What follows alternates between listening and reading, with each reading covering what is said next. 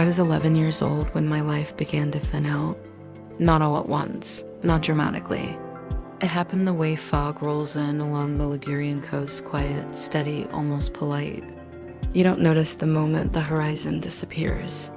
You just look up one day and realize you can't see as far as you used to. My mother died first.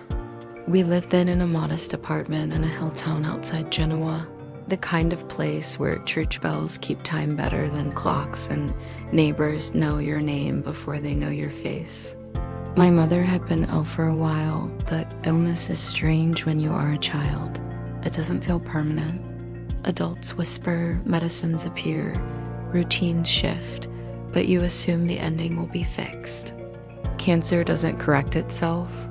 She grew quieter as her body weakened. Not sad, just economical with energy. She taught me how to fold laundry while sitting down, how to make pasta without tasting it, how to listen for footsteps in the stairwell so you know who is coming home. The night she died, the apartment felt too large, as if the walls had stepped back in embarrassment, unsure what to do without her voice filling them. 5 months later, my father followed. A stroke, sudden, no warning. No hospital vigil, just a phone call and a man sitting down very slowly at our kitchen table because his legs no longer trusted him. I remember the second funeral more clearly than the first. By then, shock had given way to something sharper. A realization, maybe, that this wasn't a temporary rearrangement, that there would be no return to how things were. When both parents die in close succession, adults move fast. Not cruelly, efficiently. There were meetings, papers, conversations that stopped when I entered the room. People used words like stability and best interest.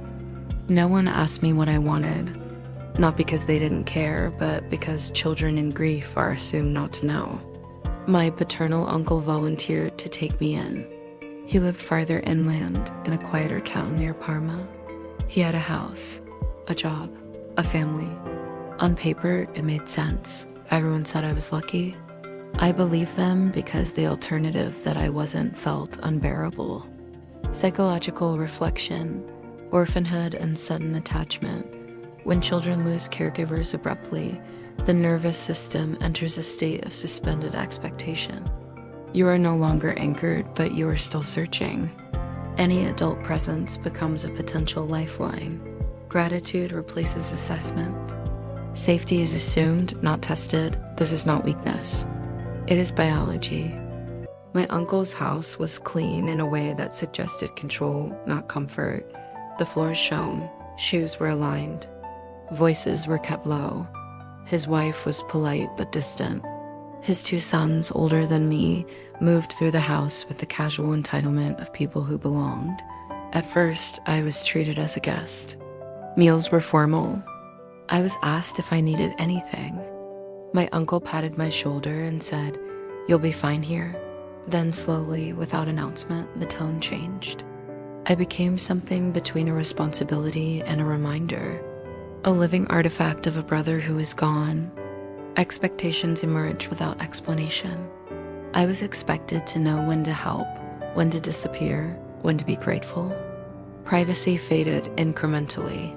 Doors knocked less often. Questions became statements.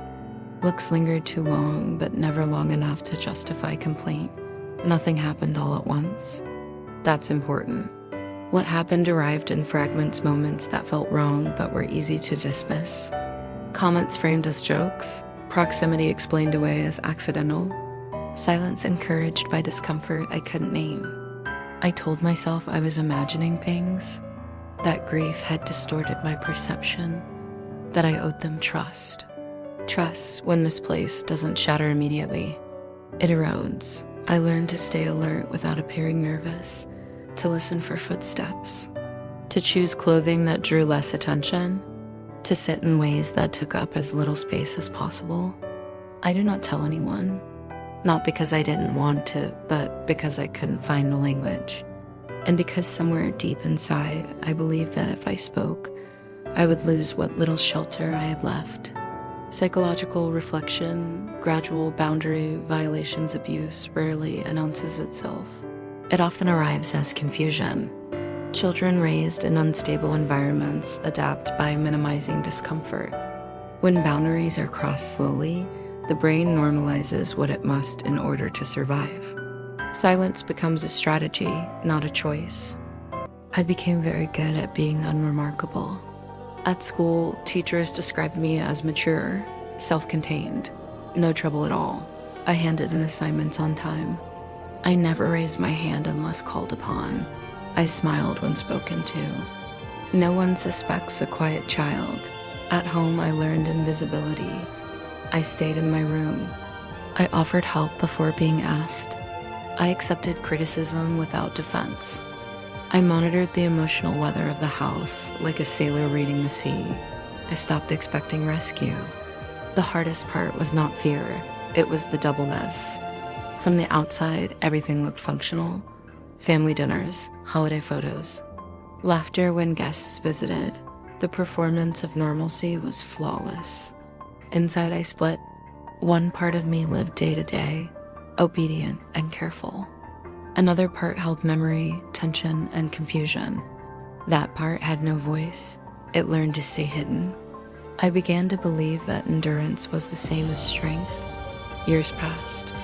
No dramatic incident marked the end. No confrontation. Just time layering itself quietly until I was old enough to leave. Psychological reflection, dissociation, and survival. When escape is impossible, the mind creates distance internally.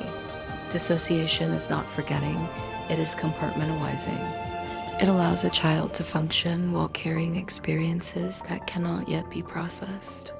The cost appears later. I left my uncle's house the way I had lived there, quietly. University became my exit, a scholarship, a shared apartment in Bologna, a city full of noise, students, and anonymity.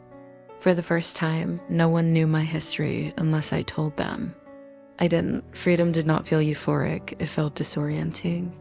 I struggled with ordinary choices. I flinched at raised voices. I avoided closeness. Relationships felt dangerous, not because of the people in them, but because of what intimacy represented. I told myself I was fine. For a long time, that worked. Until it didn't. The past does not demand attention loudly. It waits. Then it appears in patterns, difficulty setting boundaries, fear of dependence, an instinct to disappear when conflict arises. Healing began slowly. Therapy, language, naming experiences without embellishment, understanding that silence had been adaptive, not cowardly. I learned that survival was not the same as consent, that gratitude does not erase harm, that being taken in does not justify being taken advantage of. I do not tell my story for pity. I tell it because stories like mine rarely look like stories. They look like quiet children, functional adults, people who turned out fine. Some losses are visible. Some are hidden inside well-behaved lives. Survival was not the end of my story. It was the beginning of learning how to live. When we talk about trauma, we often look for extremes. But most harm exists in the ordinary, in families that appear intact, in homes that function, in silences that go unquestioned. This is not a story about villains. It is a story about systems, assumptions, and what happens when children learn too early that endurance is expected of them. If you recognize yourself in any part of this, know this. What you adapted to survive does not define who you must remain. And silence, once necessary, does not have to be permanent. If this video resonates with you, kindly comment, like, and share. Do not forget to subscribe for true life story videos like this one.